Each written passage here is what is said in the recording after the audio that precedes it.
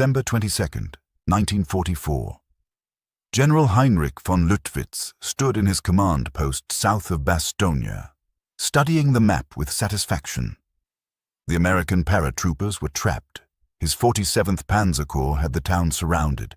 In a few hours, they would receive his ultimatum to surrender. The Ardennes Offensive was succeeding beyond initial hopes. The weather remained too poor for Allied air support. Everything was proceeding as planned. Then the first reports arrived from his southern pickets. American armor moving north. Not a probe, not a reconnaissance force. Entire divisions advancing through conditions that should have made large-scale movement impossible. Von Luttwitz had been a professional soldier for 3 decades. He understood what American units could and could not do. They were methodical, careful, dependent on overwhelming firepower and air superiority. They did not execute 90-degree pivots of entire Army Corps in winter weather on 48 hours' notice. It was operationally absurd, but the reports kept coming. 3 days earlier, on December 19th, General George Patton had sat in a schoolhouse in Verdun with Supreme Commander Dwight Eisenhower and the other Allied generals. The German breakthrough in the Ardennes had created a crisis. The question was what to do about the surrounded garrison at Bastogne. Patton had said he could attack north with 3 divisions in 48 hours. The other generals in the room thought he was either joking or delusional. His Third Army was engaged in offensive operations to the east, 100 miles south of Bastogne. The roads were ice. The weather was the worst in decades. Patton had not been joking. On December 20th, while von Luttwitz was tightening his ring around Bastogne, Patton's staff was executing one of the most complex military maneuvers of the war. The Third Army's 12th Corps would hold the line to the east. The Third Corps would disengage from combat, turn 90 degrees north, and drive toward Bastogne. 3 divisions, the 4th Armored, the 26th Infantry, the 80th Infantry, over 130,000 men, thousands of vehicles, hundreds of tanks, all moving through a single road network in conditions that made movement barely possible. The German High Command knew Patton's reputation. Field Marshal Gerd von Rundstedt, commanding all German forces in the west from his headquarters near Frankfurt, had fought Americans for 2 years. He considered Patton the most dangerous Allied general, the only one who understood mobile warfare in the German style. But even Rundstedt, when he received the intelligence reports on December 21st, did not believe Patton could execute such a maneuver so quickly. Field Marshal Walter Model, commanding Army Group B and directly overseeing the Ardennes Offensive, was less dismissive. Model had fought on the Eastern Front. He understood what desperation could drive an army to attempt. When his intelligence staff reported American columns moving north toward Bastogne, Model immediately grasped the implications. If Patton broke through to Bastogne, the entire southern flank of the German offensive would be exposed. The 5th Panzer Army, driving west toward the Meuse River, would have American forces attacking its supply lines. Model sent orders to Manteuffel.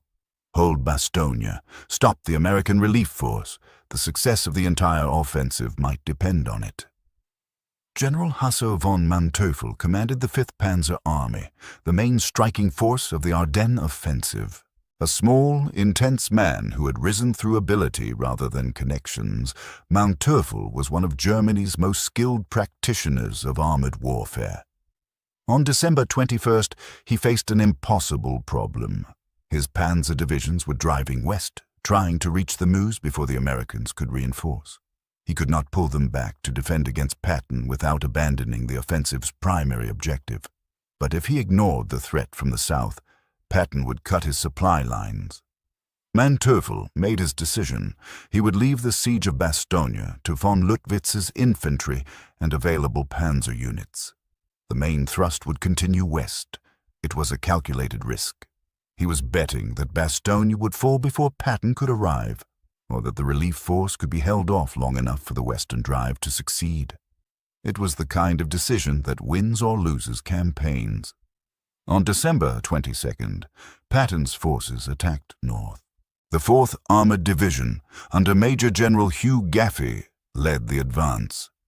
Behind them came the 26th Infantry Division under Major General Willard Paul and the 80th Infantry under Major General Horace McBride. The weather was brutal. Snow and fog reduced visibility to yards. The roads were sheets of ice. Vehicles slid off into ditches. Men froze at their posts. They advanced anyway. Von Lüttwitz's southern screening forces were the first to feel the weight of the attack. They were not prepared for what hit them. American artillery, the most devastating in any army in the war, fell in concentrations that obliterated positions. American armor, supported by infantry that had somehow kept pace through the snow, pushed through defensive positions that should have held for days. The reports reaching von Lüttwitz's headquarters grew more urgent through December 22nd and 23rd. The Americans were not probing. They were not feeling out the defenses. They were attacking with the kind of sustained violence that indicated they intended to break through regardless of cost. Small towns that anchored the German defensive line, Martelange, Warnack, Bigonville, fell to American assault. Von Lüttwitz sent what reserves he could spare south to reinforce the screening force. It was not enough. The 4th Armored Division was not a normal American unit. It had been in combat since July, fighting across France and into Lorraine. Its soldiers knew their business. Its tank crews could shoot. Its commanders understood that speed and violence could substitute for careful preparation. On December 23rd, von Lüttwitz sent his ultimatum to the American commander in Bastogne, Brigadier General Anthony McAuliffe. 2 German officers walked under a white flag to the American lines and delivered a typed message demanding surrender. McAuliffe's one-word response, "0," would become famous. But the significance of the timing is often overlooked. Von Lüttwitz sent the surrender demand not because the siege was succeeding, but because it was failing. He needed Bastogne to fall immediately, before Patton broke through. The American refusal meant von Lüttwitz had to take the town by assault, while simultaneously defending against Patton's advance. He did not have the forces for both missions. Field Marshal Model, watching the situation develop from Army Group B headquarters, began pulling units from other sectors to reinforce the southern flank. The Panzer Lehr Division, under General Fritz Bayerlein, received orders to move south and stop the American advance. Bayerlein was a veteran of North Africa and Normandy, a skilled commander who understood armored warfare, but his division had been fighting continuously since the offensive began. It was under strength, low on fuel, and exhausted. Bayerlein deployed his forces across the likely American approach routes south of Bastogne. On December 24th and 25th, his Panzer Grenadiers and remaining tanks fought a series of brutal engagements with the 4th Armored Division. The Americans attacked through Chaumont, Neufchâteau, and a dozen smaller villages. Each position cost time and casualties. The German defenders made the Americans pay for every mile, but they could not stop the advance. The weather on December 24th was the worst yet. Snow fell continuously. Visibility was near zero. The temperature dropped below freezing. Under these conditions, military operations should have been impossible. The 4th Armored Division attacked anyway, its columns grinding north through the snow, its tanks sliding on icy roads, its infantry fighting through drifts. In his command post, von Manteuffel received the reports and understood what they meant. Patton had done what the German generals thought impossible. He had moved an entire corps 100 miles, turned it 90 degrees, and launched it into sustained offensive operations in the worst weather conditions imaginable, all within the span of days. It was the kind of operational tempo that German panzer forces had once achieved in their prime. Now an American general was doing it to them. Von Manteuffel later wrote that this was the moment he knew the Ardennes Offensive would fail. Not because of any single tactical defeat, but because the Americans had demonstrated an operational capability the German High Command had not believed they possessed. If the Americans could execute such maneuvers, they could respond to German initiatives faster than German planning assumed. The entire operational calculus of the offensive was based on assumptions that Patton had just proven false. On December 26th, elements of the 4th Armored Division's 37th Tank Battalion broke through the German lines at Assenois, a small village 4 miles southwest of Bastogne. Lieutenant Charles Boggess, commanding a platoon of Sherman tanks, led the breakthrough. His tanks smashed through the German positions, crossed the final stretch of road, and made contact with the American paratroopers in Bastogne's perimeter. The siege was broken. Von Lüttwitz, receiving the news in his command post, had no reserves left to commit. The forces that should have been overwhelming Bastogne's defenses had been diverted south to fight Patton. The forces that should have been stopping Patton had been ground down in 4 days of continuous combat. He had failed in both missions. The recriminations in the German High Command began immediately. Von Rundstedt, at his headquarters far from the front, blamed Model for poor coordination. Model blamed von Manteuffel for not committing enough forces to stop Patton. Von Manteuffel blamed the weather and the impossible situation he had been placed in. Everyone blamed the intelligence services for failing to predict that Patton could move so fast. But the most telling reactions came later, after the war, when German generals could speak more freely. Von Manteuffel, in post-war interrogations, was direct. He said the relief of Bastogne demonstrated that American commanders had learned to operate at the tempo of modern mobile warfare. The methodical, cautious American approach that had characterized operations in Normandy was gone. Patton had shown that American forces could execute the kind of rapid maneuver that had been considered a German specialty. Von Manteuffel called it a, quote, one Model who would commit suicide in April 1945 rather than surrender, never spoke publicly about Bastogne after the war. But his operational orders in late December show a commander who had lost faith in the offensive's success. After Bastogne was relieved, Model's directives became increasingly defensive, focused on preserving forces rather than achieving objectives. Von Rundstedt, in his post-war memoirs, was characteristically blunt. He wrote that the Ardennes Offensive had been a gamble that required everything to go right. Patton's relief of Bastogne meant everything had not gone right. Von Rundstedt specifically noted the speed of the American response as the critical factor. The German plan had assumed the Allies would need a week or more to organize a counter-offensive. Patton had attacked in 2 days. The most detailed German assessment came from General Siegfried Westphal, von Rundstedt's chief of operations. In a post-war analysis, Westphal wrote that the relief of Bastogne revealed the fundamental weakness of the Ardennes Offensive. Germany no longer had the resources to sustain operations when the enemy could respond so quickly. The panzer divisions that should have been driving to the moves were instead fighting defensive battles against Patton's forces. The fuel that should have been pushing the advance west was being consumed in battles around Bastogne. The initiative, which is everything in mobile warfare, had passed to the Americans. Westphal noted something else that other German officers echoed. The relief of Bastogne had an effect beyond the tactical or operational. It affected German morale at the command level. The Ardennes Offensive had been sold to the German military as a return to the glory days of 1940, when German armor had sliced through Allied defenses and won campaigns in weeks. Bastogne showed that those days were gone. The Americans could now do to Germany what Germany had once done to its enemies. General Fritz Bayerlein, whose Panzer Lehr division had fought to stop Patton's advance, was particularly bitter in his post-war statements. He said his division had been sacrificed in an impossible mission. He had been ordered to stop an entire American corps with a single depleted division. When he failed, he was blamed for the failure. But Bayerlein's anger was directed not at the Americans, but at the German High Command. He said the relief of Bastogne proved that Germany's military leadership had lost touch with reality.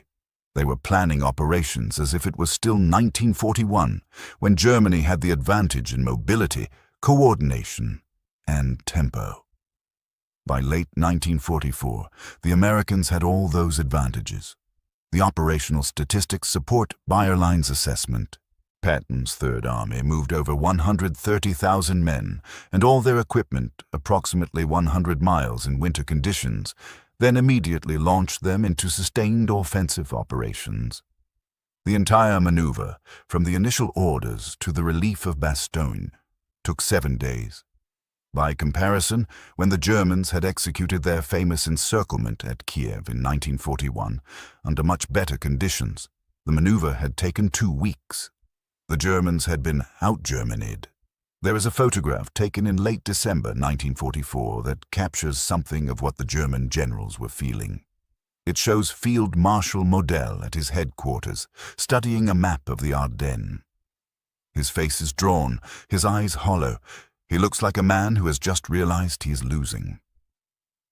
The photograph was taken on December 27th, the day after Bastogne was relieved. Model knew by then that the offensive had failed. The only question was how much of his army he could preserve in the retreat. Von Luttwitz, the corps commander who had besieged Bastogne, was more philosophical in his post-war reflections. He said that military history is full of moments where one side does something the other side thinks impossible, and those moments decide campaigns.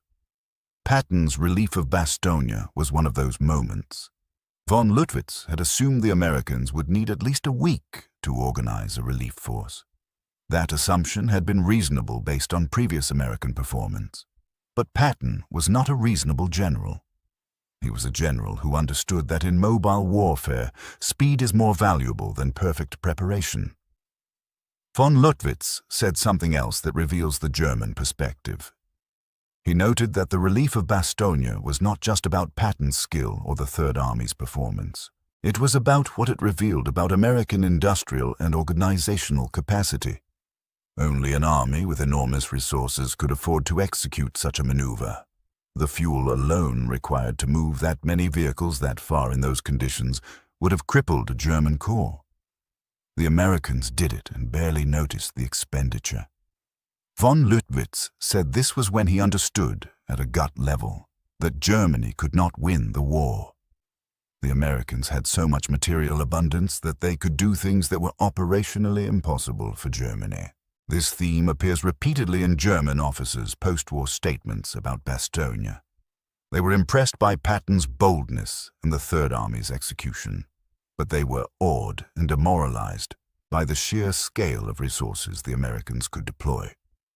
The 4th Armored Division burned through fuel and ammunition at rates that would have been unsustainable for a German division. The Americans simply brought up more. When American tanks were knocked out, they were replaced within days. German tanks that were lost were gone. General von Manteuffel, in a post-war interview, was asked what he had learned from the Battle of the Bulge. He said he learned that Germany had lost the war in the factories and oil fields, not on the battlefield. Patton's relief of Bastogne was possible not because American soldiers were better than German soldiers, but because American industry could support operations that German industry could not match. Von Manteuffel said this was the real lesson of Bastogne, though it was a lesson Germany had learned too late to matter. The relief of Bastogne had immediate tactical consequences. The German offensive, which had been aimed at splitting the Allied armies and capturing Antwerp, ground to a halt. Without Bastogne, the road network needed to supply the western advance was contested. German units that should have been pushing toward the Meuse were instead fighting to hold their positions against Patton's continued attacks from the south. By early January, the Germans were in retreat, but the psychological impact on the German command was perhaps more significant than the tactical effects. The Ardennes Offensive had been Hitler's last gamble, a desperate attempt to change the course of the war in the West. It had required stripping the Eastern Front of reserves, hoarding fuel and ammunition, and committing Germany's last mobile reserves. When it failed, there was nothing left to try. The German generals who had opposed the offensive from the start, including von Rundstedt and Model, felt vindicated but took no satisfaction from being right. They had known the offensive was a desperate gamble. They had argued for a more limited operation with achievable objectives. Hitler had overruled them. Now they watched as the forces that might have defended Germany's borders were destroyed in a failed offensive. Von Rundstedt, in a conversation with American interrogators after the war, was asked what he thought when he learned Bastogne had been relieved. He said he thought the war was over, not immediately, but inevitably. Germany might fight on for months, but the outcome was no longer in doubt. When an army cannot achieve its objectives, even when it achieves surprise and initial success, it has no path to victory. The junior German officers who fought around Bastogne had a different perspective. They were less concerned with grand strategy and more focused on immediate survival. But their accounts reveal the same underlying theme: shock at American capability. Lieutenant Colonel Rüdiger Weitz, a battalion commander in the Panzer Lehr Division, wrote in his diary about fighting the American advance. He described American artillery fire as unlike anything he had experienced. Even on the Eastern Front, he described American armor tactics as aggressive and skilled. He described American infantry as well-equipped and determined. What comes through in Weitz's account is surprise. He had been told by his superiors that American troops were soft, that they relied on firepower because they would not close with the enemy, that they were good at defense but poor at offense. Everything he experienced around Bastogne contradicted those assumptions. The Americans attacked with skill and determination. They took casualties and kept attacking. They fought at night in snow, in conditions that should have stopped offensive operations. Wise's diary entry for December 26th is brief. Bastogne relieved. We have failed. He did not elaborate. He did not need to. The German soldiers who survived the fighting around Bastogne carried those memories for the rest of their lives. In post-war interviews and memoirs, they consistently described the battle as a turning point in their understanding of the war. Before Bastogne, many still believed Germany might achieve a stalemate or negotiated peace. After Bastogne, they knew they were fighting a losing war. This psychological shift is hard to quantify but impossible to ignore in the historical record. The German army that retreated from the Ardennes in January 1945 was not the same army that had launched the offensive in December. It had lost more than men and equipment. It had lost confidence in its leadership and faith in its mission. The relief of Bastogne became in German military memory a symbol of that loss. It was the moment when the last offensive failed, when the last gamble came up short, when the reality of Germany's situation became undeniable, even to those who had refused to see it. Patton, characteristically, had no patience for German excuses. When told after the war that German generals had considered his relief of Bastogne operationally impossible, he reportedly said that was because they were thinking like losers. Winners, he said, do not worry about whether something is possible. They figure out how to do it and then do it. Whether Patton actually said this is uncertain. It sounds like him, and it captures his philosophy. But the quote appears in multiple sources with slight variations, suggesting it may be apocryphal. What is certain is that Patton's actions spoke clearly enough. He had promised to attack in 48 hours. He attacked in 48 hours. He had promised to relieve Bastogne. He relieved Bastogne. The German generals, trained in the same military tradition that had produced Patton's hero, Frederick the Great, could appreciate the achievement even as they suffered from it. Von Manteuffel, in his final assessment of the Battle of the Bulge, wrote that Patton's relief of Bastogne was an operation that will be studied in military academies as long as there are soldiers. He meant it as a compliment, though it was a bitter one. The last word perhaps belongs to Field Marshal Model. In April 1945, as his army group disintegrated in the Ruhr pocket, Model gathered his staff and told them he would not surrender. He had been a field marshal of Germany. He had commanded armies in great battles. He would not end his life as a prisoner.